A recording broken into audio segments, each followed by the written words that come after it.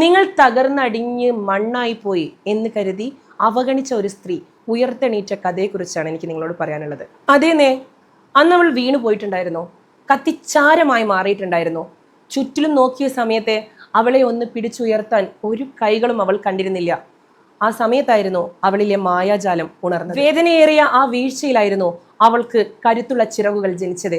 ആളുകൾ ചുറ്റിലും നിന്ന് അവളെ സംശയിച്ചിരുന്നുവെങ്കിലും അവൾ അവളിൽ തന്നെ വിശ്വാസം അർപ്പിച്ചു. ഹൃദയം തകർന്ന ആ നിമിഷം പോലും, ഭയം പോലും അവളിൽ നിന്ന് അന്യമായി. ഓരോ വിടവാങ്ങലും അവൾക്ക് കൂടുതൽ കരുത്തേകി.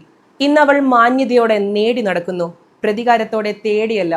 അവളുടെ കഥ നഷ്ടബോധത്തെക്കുറിച്ചല്ല, പുനർജന്മത്തെക്കുറിച്ചാണ്. അതേനേ, അവൾ വീണ്ടും വീണ്ടും ഉയർത്തെഴുന്നേൽക്കുന്ന ഒരു സ്ത്രീയാണ്. ഒരു ഫീനിക്സ് പക്ഷിയെ പോലെ തടയാനാവാത്ത, തകർക്കാനാവാത്ത, മറക്കാനാവാത്ത ഒരു അഗ്നിനക്ഷത്രം. ഞാനിവിടെ വിശേഷിപ്പിക്കുന്ന ഓരോ അവളിലും ഞാനുണ്ട്, നിങ്ങൾ ഓരോരുത്തരുമുണ്ട്.